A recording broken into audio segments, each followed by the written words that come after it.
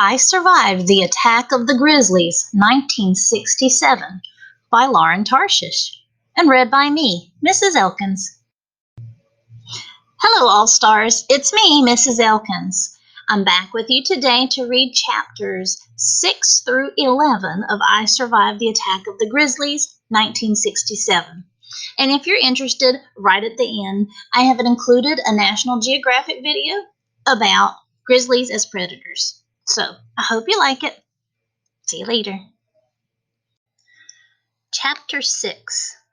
What do we do now? Mel asked Pops. He was cleaning the cut on her arm. The shard of glass had left her with a nasty, oozing gash. We need to tell the rangers, he said. The station is closed now, but I'll call first thing in the morning. What will they do? They'll have to trap the bear, he said, tearing open a Band-Aid and carefully pressing it over Mel's cut. They'll move it up to the mountains, way into the wilderness. He explained that the rangers had a special kind of trailer for trapping problem bears. They'd hitch it to a Jeep and drive it to where the bear was last seen. They'd bait the trap with deer or elk meat. The bear would climb in to get the bait and then slam. A door would shut behind it, locking it in. Then the rangers would drive the trailer up into the wilds of the park, far from the campgrounds and hiking trails. They'd release the bear and drive away. What if that grizzly comes back here? Mel asked. It won't, Pops said. But his eyes flickered and Mel could see he wasn't so sure. Mel wanted to help Pops clean up the broken glass, but Kevin needed her. The little guy was all shaken up. Mel found him on her tiny cot, tears pouring down his face. I'm sorry, Mel. I made the bear mad. Oh, Kev, Mel said, lying down next to him and pulling him close. It's not your fault. She tried to make her voice sound calm, like moms always did when they were upset. You didn't do anything wrong. Shh, shh. After a few minutes, Kevin's sobs slowed down, and Mel pulled the blanket over them. She thought about all those times Mom's calm words made things better. There was the time they saw bats in the outhouse, and the time they discovered a huge raccoon standing on the counter in the cabin. It had looked at them and hissed. Well, good morning to you too, Mom had said to the raccoon. She always made them feel lucky when they saw something wild. To her, a shiny green beetle was more beautiful than a diamond ring. Every spider's web was a work of art, but Mom couldn't have felt lucky tonight. That bear had terrified all of them, even Pops. In fact, Mel was secretly glad that Kevin wanted to sleep with her. She snuggled up closer to him. A few minutes later, he drifted off to sleep with both arms wrapped tight around Mel's neck. Mel could hear Pops moving around in the cabin. He'd already hammered a piece of wood over the broken window in the door. Now he was sweeping up the glass. She closed her eyes and tried to fall asleep, but the bear attack kept playing over and over again in her head, like a slideshow that wouldn't stop. It just didn't make sense. Grizzlies didn't act that way, or smell that way. At least no grizzly she'd ever heard of. She'd only seen a grizzly one other time in her life. As Kevin breathed softly next to her, she thought back on that unforgettable day. Chapter 7. It was 2 summers ago. She and Mom were hiking together on one of their favorite trails. It was just the two of them. Dad had stayed at the cabin to watch Kevin, and Pop's knees had been giving him trouble. Mel was always happy to have Mom to herself. They were walking along a babbling stream when suddenly Mom gasped. Mel followed her worried gaze across the water. There, under a tree, was a large bear, lying on its side. It looked like it was sleeping. Even from 10 feet away, they could tell it was a grizzly. It had the hump between its shoulders. That was the main difference between grizzly bears and black bears. It was important to know the difference, because grizzlies were more aggressive and powerful than black bears. Grizzly attacks were very rare. They usually only happened when a grizzly was surprised or felt threatened. And this bear would be very surprised and feel very threatened when it woke up and saw Mel and Mom standing there. How had this bear not heard them coming? Mom and Mel always made noise when they were hiking. That was rule number one here in Grizzly Country, to make noise so you never surprised a bear. They talked loudly, they sang, they clapped. Mom and Mel were the loudest hikers in Glacier. Why hadn't this grizzly woken up? And then they figured it out. Mel, Mom had said, grabbing Mel's arm, the bear is dead. And that's when Mel noticed the bear's eyes. They were open wide, staring, unblinking. They stood there for a moment. Come, Mom said. Let's go see. They crossed the creek and knelt down next to the bear. Mel's body jangled with a mix of fear and excitement. This was a once-in-a-lifetime chance to see Glacier's most fearsome creature right up close. It was enormous, with shaggy brown fur dusted with gray. Mel studied the bear's rounded ears, its shiny black nose, the giant snout. Mom pointed out the bulges on the side of the jaw. Those were the muscles that gave grizzlies such a powerful bite, strong enough to chomp through metal. What a magnificent creature, Mom said. She spoke very quietly, as if they were in an art museum or at a church. It's very old, Mom said. You can tell by its teeth. The bear's mouth was open just wide enough to see inside. The teeth were worn down and chipped. 3 of its 4 long teeth, the canines, were gone. Mel gently put her hands on the bear's side. They disappeared up to her wrists in its glossy fur. But what amazed Mel most about the grizzly and gave her goosebumps were the bear's paws. They were enormous, practically like baseball mitts, furry on top with thick black pads on the bottom. She knew how powerful they could be. One smack could knock out a moose. And those claws, long and white and slightly curved. Mel touched the tip of one with her finger. It felt as strong as steel. Mom and Mel sat with the bear for a long time until the sun started to drop down in the sky. Then they gathered as many fallen pine branches as they could. They laid them carefully over the grizzly's body. They said a little prayer. And then they left the bear in its wild resting place. We'll never forget this, Mom had said. Mom was right. Mel could still remember every detail of that day. That grizzly didn't seem like a ferocious beast. It was beautiful, like one of Glacier's lakes or waterfalls. Nothing like that monster they'd seen tonight. Chapter 8. The next morning, Monday, August 7th, 1967. The cabin. Mel woke up to the smell of eggs and toast. Kevin was gone. He'd left his stuffed alligator tucked in next to Mel. Mel threw on her jeans and sweatshirt and padded into the kitchen. Kevin had finished breakfast and was busily drawing a picture. Look, Melly, he cried. It's a picture of me and my Wolverine beating up that mean grizzly. Mel kissed his head and looked over his shoulder at his scribbles.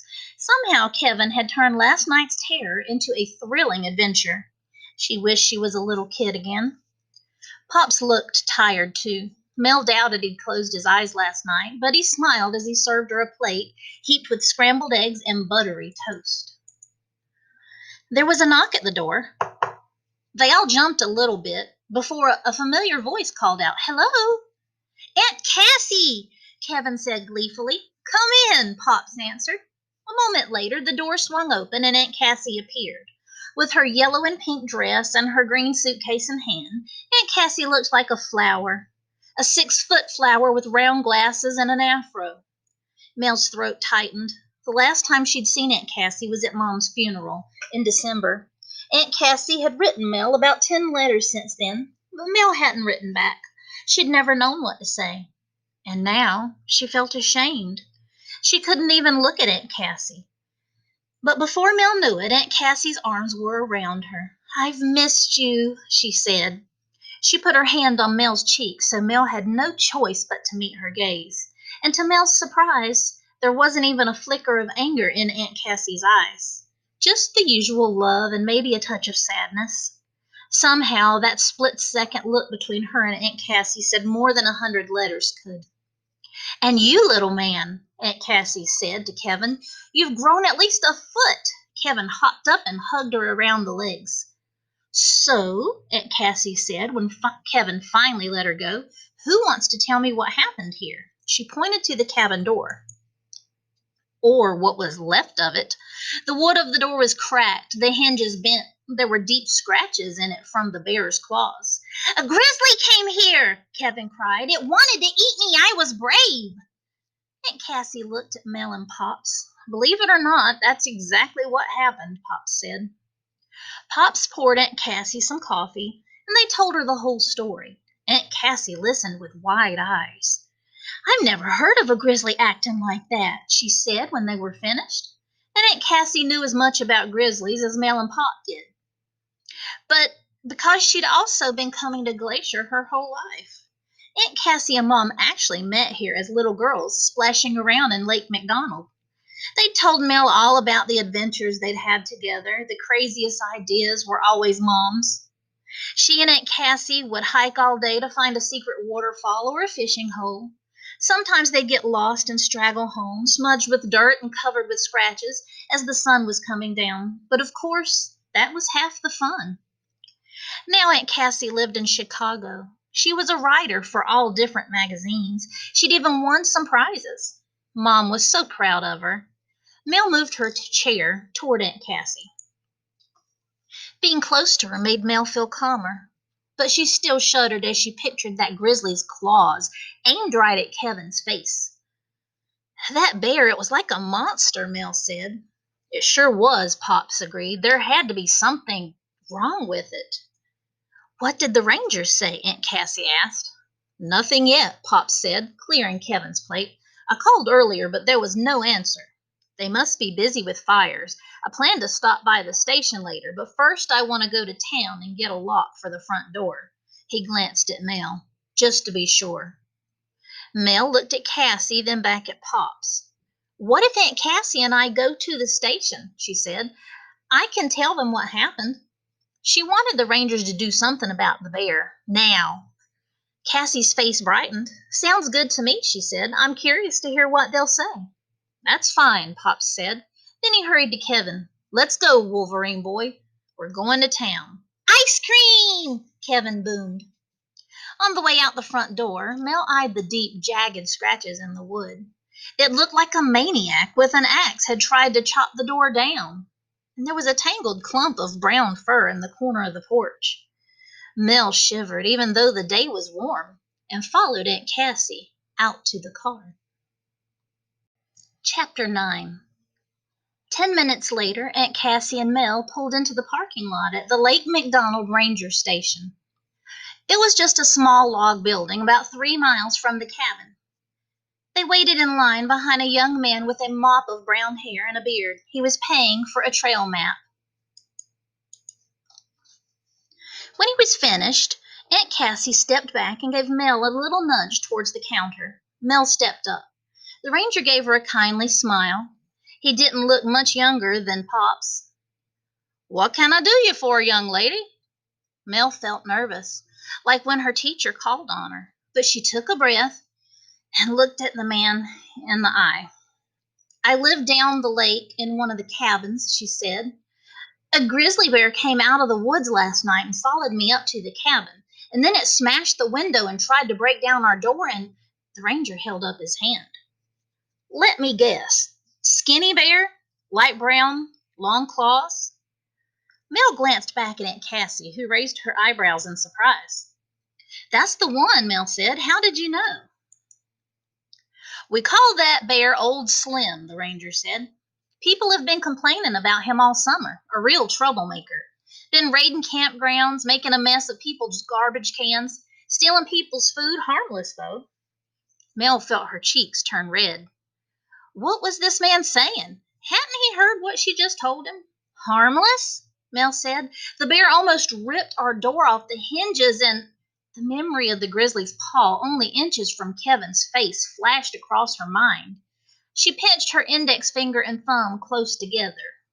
And it got this close to tearing my little brother to shreds. Aunt Cassie put a hand on Mel's shoulder.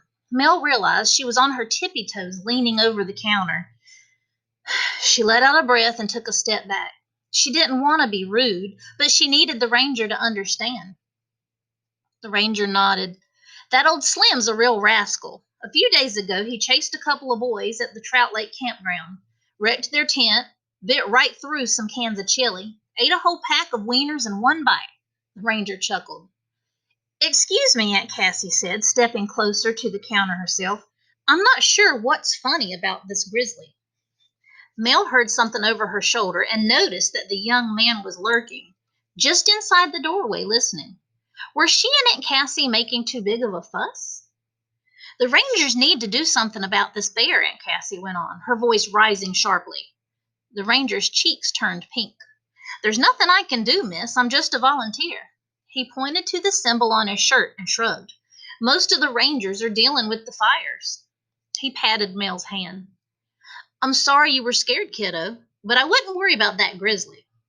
Mel's temper flared up again because she was pretty sure she would be worried, or she should be worried. Can you at least tell us why it was acting like that? Mel asked. Do you think I could have done something? It wasn't there, the ranger said, but from the other stories, it sounded like this bear is just a little off. Like I said, I wouldn't worry about it. Then he stepped back from the counter. He was done with this conversation. Mel was fuming as they walked back to the parking lot. They were almost at the car when a voice called to them, Wait! It was the young man with the beard. He hurried over. You're right about that grizzly, he said to Mel, catching his breath. It's dangerous, very dangerous. Aunt Cassie and Mel waited to hear more. And it's not just that one bear. There's a big problem here at Glacier. If something isn't done soon, someone's going to get killed. Chapter 10. The man's name was Stephen Weiss. He was a wildlife scientist studying grizzly bears. He worked at the University of Montana. He told them all about his work as they sat outside the snack bar of the Lake McDonald Lodge. It was the big hotel across the lake from Ranger Station. Aunt Cassie had suggested that Steve join them for lunch because it turned out they had a lot to talk about. They bought food and brought it to a picnic table near the lake. The water was so still it looked like a piece of light blue glass. Mel ignored her cheeseburger and popped open a bag of Bugles. She popped one of the cone-shaped corn chips into her mouth. They were a brand new kind of snack and were all the rage at school this year. I want to know everything about the grizzly that followed you last night, Steve said. He pushed aside his burger and bottle of Coke to make room for a notebook. He scribbled away with his pen as Mel told him how the grizzly appeared from the woods and wound up on the porch. You did exactly the right thing, Steve said, looking impressed. You stayed calm. I don't think that bear was going to attack you.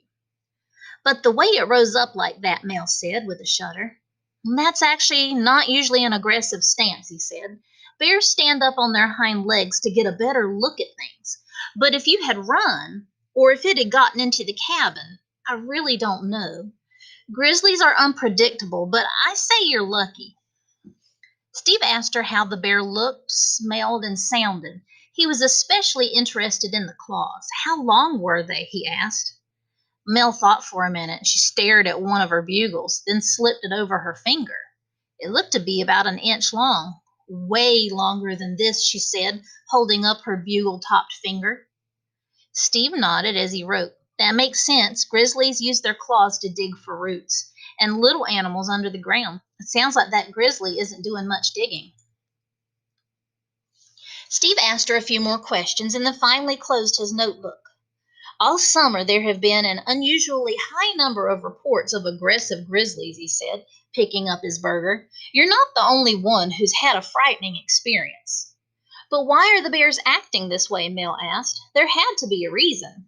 She gazed at the smoke rising over the north end of the park. Is it the fires? Steve shook his head. It's not the fires, he said. There have been wildfires in Glacier since before it was a park. He pointed to their table, which was now covered with half-eaten burgers, crumpled wrappers, ketchup-covered napkins, and bottles of soda. This is the reason bears are threatening humans. The bears want to eat our hamburgers? Aunt Cassie said.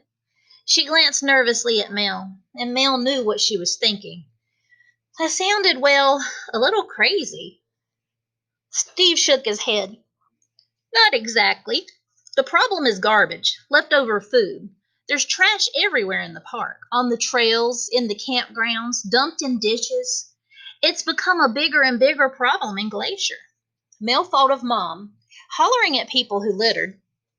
She pictured her tiny mother standing on the trail in her red bandana and peace sign t-shirt, scolding a gorilla-sized man for leaving his empty Coke bottle on the trail. Steve leaned forward, his eyes narrowed.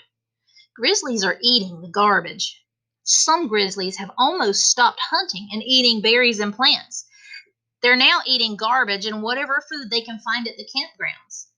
Steve told them more about the research he'd been doing, and suddenly, what he was saying didn't sound crazy at all. As part of my research, I've also been studying grizzly scat, Steve went on. Mel tried not to smile. Scat was another word for wild animal poop, and it had become Kevin's favorite word. I have to go make a scat, he'd said yesterday morning as he ran to the outhouse. But what Steve was saying was serious. I've been finding grizzly scat with glass in it. Pieces of metal and plastic, he continued. Last month, the rangers found a grizzly near a garbage dump. It had starved to death. It had glass embedded in its teeth. It probably couldn't eat. How terrible, Aunt Cassie said. Mel pushed away her food. She'd lost her appetite. It is, Steve went on. Some of these grizzlies are really suffering, and they're becoming more and more dangerous to people. They don't want to stay away from us. They think of us as a source of food. So that's why the grizzly followed me last night, Mel asked. It was looking for food? Steve nodded. I'm sure of it. And once it got up to the cabin, it could smell the food inside. A bear's sense of smell is even more powerful than a dog's. And it saw you all as a threat to its food. That's why it became so aggressive. Mel felt chills. There were hundreds of grizzlies in Glacier. What if all of them started stalking people? How could they ever feel safe in Glacier again? Something had to be done. So Glacier needs to be cleaned up, she said. Yes, Steve said, but there are other problems. Have you heard of the Granite Park Chalet? Of course, Aunt Cassie said. Mel had too. It was a rustic hotel for hikers way up in the mountains. Mom had always wanted to take Mel there. Wait until you'd see the view, she'd said. Is there a lot of garbage there? Mel asked. She hated to think of one of Mom's favorite places being littered with trash. It's worse than that from what I hear, Steve said, lowering his voice. I've heard these strange rumors. I'm not even sure I believe them.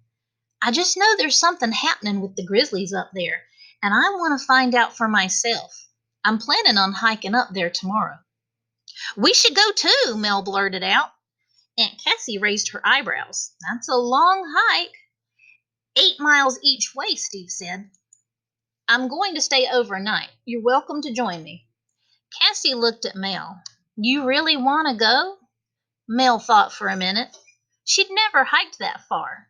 And what if they saw a grizzly? But Mel didn't waver. Whatever was happening at Granite Chalet, she wanted to know. I can do it, she said. Cassie smiled. All right, it's a plan. They finished their lunch and gathered up their trash. The garbage can was already overflowing. Mel bent down and quickly picked up the wrappers and dirty napkins that were scattered across the ground. But then she looked around and saw there was litter everywhere. Broken glass glittered in the dirt. Paper bags laid crumbled under tables. There were even straw wrappers floating in the air like ghostly little birds. It would take hours just to clean up this one small area. And that's when Mel truly understood all that Steve had told them. It wasn't the bears that were the problem in Glacier. It was the people. Chapter 11. Tuesday, August 8th, 1967. Granite Park, Glacier National Park, 1 p.m. Look there, Steve said as they walked along the trail. He pointed at a hummingbird fluttering above a purple flower. The bird was bright red and barely the size of Mel's thumb. Its wings were moving so fast they were almost invisible. What kind is that? Aunt Cassie asked. A calliope? Mel squinted at it. She and Mom had a book with pictures of all the birds in Glacier. They kept a list of the ones they'd spotted. I think that's a rufous. You're right, Steve said. Good eye. They'd been hiking for 3 hours so far, with another 2 to go, The Granite Park Chalet was way up in the glacier's back country. That was the more wild part of the park, far from any road. The only way to reach the chalet was on foot or horseback, 8 miles each way. Every minute or so, Steve clapped his hands. "Hey there, Bear," he'd shout. "Hey there, Bear." "Good to let them know we're coming," he explained. The sun was boiling hot, and Mel's tie-dyed t-shirt was glued to her sweaty back. Her hiking boots were too small. Her pinched toes had stopped hurting. They were numb. But she didn't complain. This was a beautiful trail. It had taken them over cliffs and down into bright green valleys. Now they were walking through a meadow filled with wildflowers. There were more colors here than in a jumbo box of Crayolas. Mel took swigs of cool water from her canteen and munched on nuts and raisins that Pops had packed for her. He hadn't been thrilled that they were heading to a place crawling with grizzlies, but Cassie had convinced him they'd be safe. And he was as eager as they were to find out what was happening there. As Mel walked behind Steve, she noticed a jagged purple and red line snaking down the back of Steve's right calf. Mel had never seen a scar that big or angry. Kevin would be fascinated. She wanted to ask Steve about it, but right now he was busy telling them all about what grizzlies eat in the wild. "The grizzly is America's apex predator," he explained. "That means it can hunt any animal it wants, and no animal wants to mess with it." Mel smiled, thinking of Kevin again. He'd have about 1,000,000 questions right now. "They'll hunt elk or deer," Steve continued. "In Alaska, the grizzlies eat lots of salmon. They plug them right out of the water with their mouths. But here in Glacier, the grizzlies mostly eat plants, like berries." Mel's mouth watered as she thought of the sweet, juicy huckleberries that grew wild along some of the trails. "They also love marmots," Steve said. Those were cute little rodents that lived underground. Sometimes they'd pop their furry heads out of their dens and whistle at people who walked by. "I'm pretty hungry myself," Cassie said. "Right now, I could really go for a nice, juicy marmot." Steve and Mel burst out laughing. "Maybe we should stop for lunch then," Steve said, pointing to a fallen log in the shade. Steve took out a sad little jar of peanut butter and some cardboard-looking crackers. He eyed the thick roast beef sandwiches Pops had made for Mel and Cassie. Mel handed him half of hers. "I'm not very hungry," she fibbed. "If you're sure," he said, happily taking it. "So, Aunt Cassie said, swallowing a mouthful of her own sandwich, how did you first become interested in grizzlies?" "I've always been fascinated by them," Steve said. "But why?" Aunt Cassie coaxed. Steve took a gulp of water from his beat-up canteen. Who wouldn't be? Grizzlies are powerful, smart, and curious. They're a lot like humans if you think about it. Right then, he reminded Mel of Mom. Her eyes would get the same look of awe when she talked about bears and other wild animals. "How did you get that scar?" Mel asked, almost without thinking. Steve's face fell, and right away Mel realized she should have kept her mouth shut. "Sorry, No," Steve said. "It's just, well, it's one of those big, sad stories." "We all have those," Cassie said. Mel looked down and tried not to think of her own big, sad story. She was sure Steve didn't want to talk about his, but she was wrong.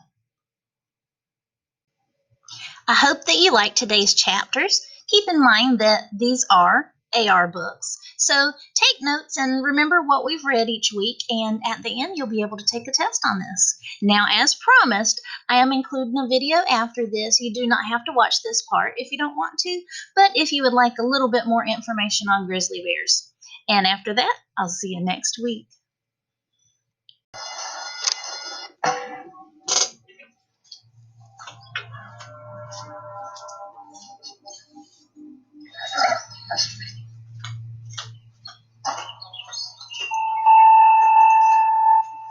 Late spring in Yellowstone Park.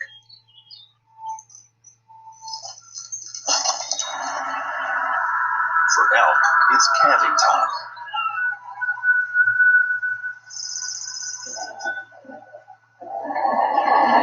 Newborn calves calves follow their mothers around intently, learning what they need to know to survive.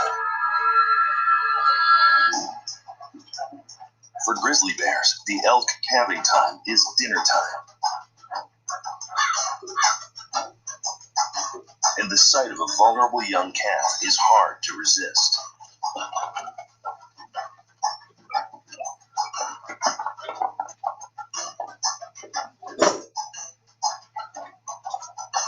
When she gets lucky and close enough to a calf, she can take off in a quick burst and chase it down.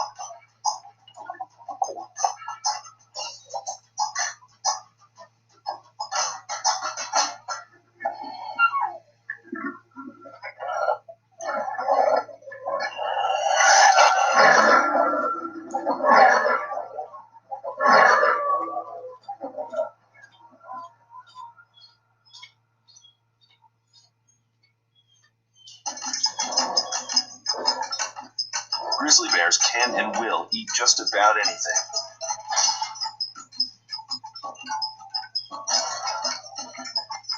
Most of their diet isn't even meat.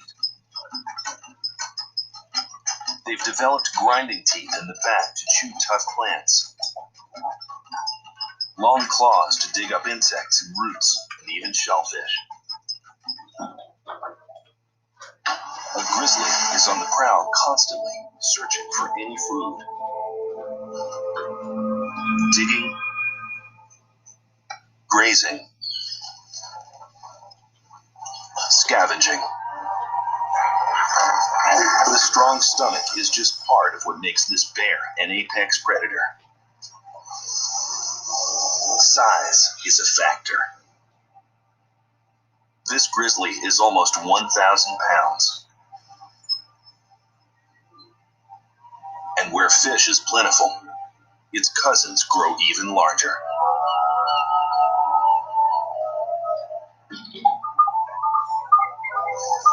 When the salmon return to spawn, they fill the rivers and provide a fat, rich bounty for bears.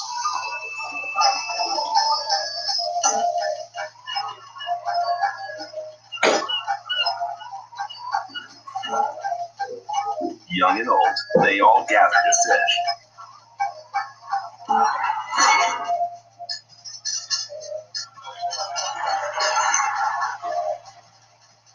The biggest claiming the best spots, and using their bulk and mean tempers to take what they don't catch.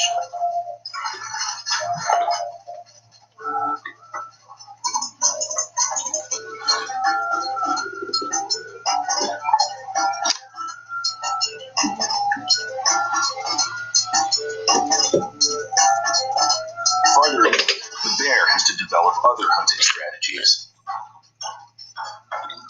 Today, bison could be on the menu. They're twice the size of an average bear. No easy takedown. But where there are bison, there are bison babies. The key is to separate the calf from its mother.